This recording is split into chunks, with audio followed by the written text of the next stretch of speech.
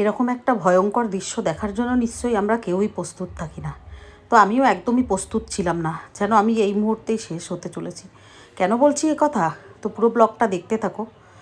দিনটা ছিল 11ই ফেব্রুয়ারি, রবিবার। ব্লগটা একটু পরে পোস্ট হচ্ছে অবশ্য। তো ছেলের জন্মদিন ছিল বলে কথা, সকাল সকাল উঠেই দুজনা মিলে চলে গেছিলাম আর কি বাজারে, যে অনেক রকম বাজার করব। আফটারঅল আমি সবসময় চেষ্টা করি আমার ছেলে মেয়ের মুখে হাসি সবসময় বজায় রাখতে। ওরা যেন এক মুহূর্তের জন্য মনে এটা না করে যে বাবা থাকলে হয়তো আর একটু ভালো হতো। এই জিনিসটা আমি কখনোই আমার ছেলে মেয়েকে বুঝতে দিতে চাই না, তাই জন্য আমি আমার 100% দেওয়ার চেষ্টা করি। এবার কতটা দিতে পারি সেটা হয়তো আমার ছেলে মেয়েই ভালো বলতে পারবে। তো সেই জন্যই বাজারে গেছিলাম, প্রথমেই চলে গেলাম বাজারে, মাছ বাজার করব, মাংস কিনবো, অনেক কিছুই কিনবো।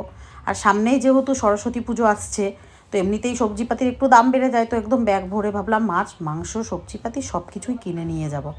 তো সেই জন্যই বাজারে গেলাম দুজনা মিলে, খুব আনন্দ করে, যে ছেলে জন্মদিন বলে কথা, অনেক স্পেশাল মেনু রান্না করব। ওর বাপি থাকলে তো সবাইকে ডাকতো যে আসো আসো জন্মদিন পালন করব। মনটা মানুষটার খুব বড় ছিল। দেখো এবছর আমাদের মনের মানসিক অবস্থাও খুব একটা ভালো নেই। যতটা তোমরা দেখো ততটা দেখাই আমরা, কারণ ভালো আমাদের থাকতে হবে। ওই বলি না, নরম মাটিতে সব মানুষ সবার আগে মানে কোদাল চালায় বেশি, যাতে মাটি ভালো কাটা যায়, সেরকমই। তাই আমরা সবসময় ভালো থাকার চেষ্টা করি নিজেদের জন্য। আর আমি যখনই এই ফিল্ডে এসেছিলাম, মানে ভিডিও করা স্টার্ট করেছি, কখনোই কিন্তু এটা ভাবিনি যে এখান থেকে আমি আর্নিং করব। আর আর্নিং করিও না, আর সেই সোর্স নিয়ে আমি কিন্তু করি না। হ্যাঁ, তবে এটা ভাবতাম যে মানুষ চিনবে, হ্যাঁ সেটা নিশ্চয়ই আজকে চেনে, আজকে যেখানে যাই একজন হলেও আমাকে সেখানে চিনতে পারে, ভালোবাসে। রাস্তাতে ইনফ্যাক্ট যেদিন এই ব্লগটা, যেদিন আমি ভিডিওটা শ্যুট করছিলাম রবিবার, সেদিনও বাজারে মাংস কিনতে গিয়েও আমাকে একজন শিল্পা মিশ্রা বলে একজন চিনতে পেরেছিল। ও কথা বলেছে আমার সঙ্গে। তো এটাই হলো সব থেকে বড় পাওয়া। সেটা আমি সবসময় বলি যে এই ভালোবাসাগুলো আমি আর আমার ফ্যামিলির সবাই আমরা আর্ন করেছি, যেটা তোমরাও জানো। সবাই দেখা হলেও তোমরাও কথা বলো যে আমি সত্যি ডাউন টু আর্থ। আমি কখনোই নিজেকে সেলিব্রিটি ভাবি না। দেখো, সেলিব্রিটি ভাবার কোনো প্রশ্নও আসে না, কেননা সেই লেভেলে পৌঁছায়নি। আর যদি কোনো দিন পৌঁছাতেও পারি তোমাদের ভালোবাসায়, তবুও আমি কিন্তু সেরকমভাবে কখনোই আমি নিজেকে প্রমাণ করব না যে আমি বিশাল কিছু হয়ে গেছি। তো এমন অনেকে আছে, আমার ফ্যামিলির অনেকেই আছে যারা আমার ভিডিও দেখে না, বা দেখলেও হয়তো লাইক করে না, কমেন্ট করে না, যাতে আমি বুঝতে না পারি, সাপোর্ট করে না আমাকে। তার জন্য কি আমি থেমে যাব? না, থেমে তো আমি যাওয়ার জন্য আসিনি। আমার লড়াইটা তো শুরু হয়ে গেছে সেই ছোট থেকেই। তো এইবারে আরও একটু বেশি শুরু হয়ে গেছে, যে নিজের স্বামীকে হারানোর পরের যেই লড়াইটা, নিজের ছেলে মেয়েকে নিয়ে বেঁচে থাকার লড়াই, সোর্স অফ ইনকামের লড়াই, সমস্ত কিছু। তো সেই লড়াইয়ে আমি দেখো এক পায়ের জন্য কখনো পিছু পা হইনি, সবসময় আমি থাকি সেভাবেই। তাতে কেউ আমাকে এগোতে সাহায্য করুক বা না করুক, তবে হ্যাঁ, আমার ছেলে মেয়ে আমাকে এতটাই সাপোর্ট করে যে আমি ওদের জন্যই নতুন করে বাঁচার কথা ভাবছি। আর খুব ভালোভাবে আমি আছি ছেলে মেয়েকে নিয়ে, এটাই আমার সবসময় চেষ্টা থাকবে। তো যাই হোক, সেদিন আর কি, তো ভালো মন্দ রান্না করেছিলাম। আমি ভাবলাম মনারও ওদিকে একটু যাওয়ার ছিল, দুর্গাপুরের দিকে। তো বললাম যে তুই তাহলে গাড়িটা নিয়ে চলে যা, তাহলে একটু দিদুনকেও দিয়ে আসবি, বিরিয়ানি টিরিয়ানি বানাবো, তাহলে একটু দিদুনকেও দিয়ে আসবি অল্প, আর তোর কাজ যা আছে সেটা করবি। তো ও যথারীতি আমাদের কাজের ছেলেটাকে নিয়ে আর ও দুজনা মিলেই মানে যাচ্ছিল।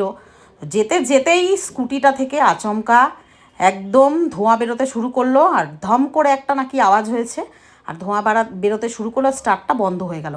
সেলফ স্টার্টটা তো আগে থেকেই হয়নি, তোমরা দেখতে আমি সবসময় স্কুটিটায় কিক মেরে মেরে স্টার্ট করতাম, কখনোই ওটা স্টার্ট হতো না। সেলফ স্টার্টে ব্যাটারি প্রবলেম ছিল, কিন্তু কিছুদিন আগেই সার্ভিসিং করিয়েছিলাম। কী করেছে সার্ভিসিং জানি না আমি, সেটাও এখনও যেহেতু 1 বছর হয়নি, তাই জন্য আর কি ওই রকমই চলছে। তো তারপরে বন্ধ হয়ে গেছে, এবারে তো আর স্টার্ট নিচ্ছে না। নিয়ে গেল একটা সামনে লোকাল একটা গ্যারেজে, তো সেখানে যদি খুলি তাহলে কিন্তু শোরুমের যেই গ্যারেন্টিটা থাকে ওটা নষ্ট হয়ে যাবে, যার জন্য গাড়িটাকে আমার টোটো করে বয়ে আনতে হচ্ছে। মানে টোটো ডাকছে, কোনো টোটোতেই গাড়ি চাপাবে না, দেখছে যে এরা ধাক্কা মেরে মেরে নিয়ে যাচ্ছে, নিশ্চয়ই চুরির গাড়ি বা কিছু। দেখো নানান ধরনের এখন তো মানুষ ভয় পায় চট করে কিছুতে হেল্প করতে, তো সেই রকমই আমাদের গাড়িটারও অবস্থা হয়েছে। তো মনা ভয় আমাকে ফোন করেছে, মা এই কন্ডিশন, আমার তো হার্টবিট মানে হয়ে গেছে। আমি ভাবছি কি তাহলে অ্যাক্সিডেন্ট করলো, ও হয়তো আমাকে বলছে না। আমার নানান রকমের নেগেটিভ চিন্তা যেন একজন মায়ের মনে সবসময় আসে। তো সেই রকমই। আর তারপরে জন্মদিন বলে কথা, মানে আমার যে সে কী অবস্থা সেটা আমি কি বলবো। আমি তো ভাবি আর কি কি হারানোর আছে আমার জীবনে। তারপরে তো বললো যে এরকম টোটো পাচ্ছি না, এরকম গাড়িটাকে তুলে আনতে হবে, আরোই আমার অবস্থা খারাপ। তারপরে একটা টোটো কোনো রকমভাবে অনেকটা দূরেই ওরা ঠেলে ঠেলে নিয়ে এসেছিলো দুজনা মিলে গাড়িটা, তারপরে একটা টোটো পেয়েছে। সেই টোটোতে অত বড় একটা স্কুটি মেটেলের, অ্যাক্টিভাটা পুরোটাই মেটেলের থাকে কিন্তু প্রচণ্ড হেভি একটা গাড়ি। হ্যাঁ, সেই টোটোতে তো সেরকম একটা স্পেস থাকে না, দুই পাশেই সিট থাকে। ওইভাবে তুলে তুলে নিয়ে এসছে গাড়িটাকে। নিয়ে এসে যখন বাড়ির এখানে মানে ঢুকছে, আমি তো দেখে আমার যে কি অবস্থা, আমি বললাম ঠাকুর এ কী দৃশ্য তুমি আমাকে দেখালে।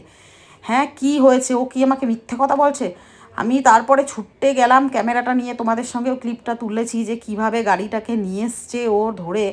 বিশ্বাস করো আমার না জীবনে এখন এমন একটা পজিশনে এসে পৌঁছেছে না, এখন সামান্য একটা মনে হয় কাটা ছেঁড়াতেও মনে হয় যেন আমি শেষ হতে চলেছি। আমি আর কিছু হারানোর জন্য প্রস্তুত নেই গো, আমার মানসিক অবস্থা আর নেই। এ ছেলে মেয়েই হলো আমার জীবন, আর ম্যাক্স, এই তিনজনাই হলো আমার বেঁচে থাকার লড়াই। তো ওদের কিছু হলে আমি সত্যি শেষ হয়ে যাব। তো এই রকম অবস্থাতে গাড়িটাকে নিয়ে এসেছিলো, দেখে যে কোনো মানুষই মানে হাই হুতাশ করবে যে কি হলো, অ্যাক্সিডেন্ট হলো কি না হলো। তো গাড়িটাকে নিয়ে এসছে, তারপরে তো নামানোর সময় সে আরেক যুদ্ধ। কি করে যে নামানো, এত মানে ভারী গাড়ি, আমিও সামনেটায় ধরে সিট, তারপরে ক্যামেরাটা বন্ধ করে দিলাম, ধরে আমি সামনের চাকাটা তুলে গাড়িটাকে এইভাবে দুজনা পিছনে দুজনও সামনে দুজন করে গাড়িটাকে এভাবে ঠেলে গুতিয়ে নামালাম। এই গাড়িটা নেওয়ার মানে পর থেকেই যে এই গাড়িটাতে এত ভোগান্তি, ওর বাবা খুব ভালোবাসতো এই গাড়িটা, লাল রঙে নিজেই সাত করে কিনেছিল। কিন্তু এই গাড়িটা কেনার পর থেকেই যে এত লল্লাট শুরু হয়েছে এই গাড়িটার, এই মানে প্রবলেম যে কবে পিছু ছাড়বে জানি না। এইভাবেই কি দিনগুলো যাবে? এত মানে বাধা বিপত্তি, সব সময় পথে পথে এক পা এগোলেই মানে এভাবে চলে। তো তোমাদের কার কার সঙ্গে এরকম সিচুয়েশানে পড়েছো কমেন্ট করে অবশ্যই জানাবে, আর ভালো লাগলে একটা লাইক আর শেয়ার করে দিও। অ্যান্ড সবাই ভালোবাসা।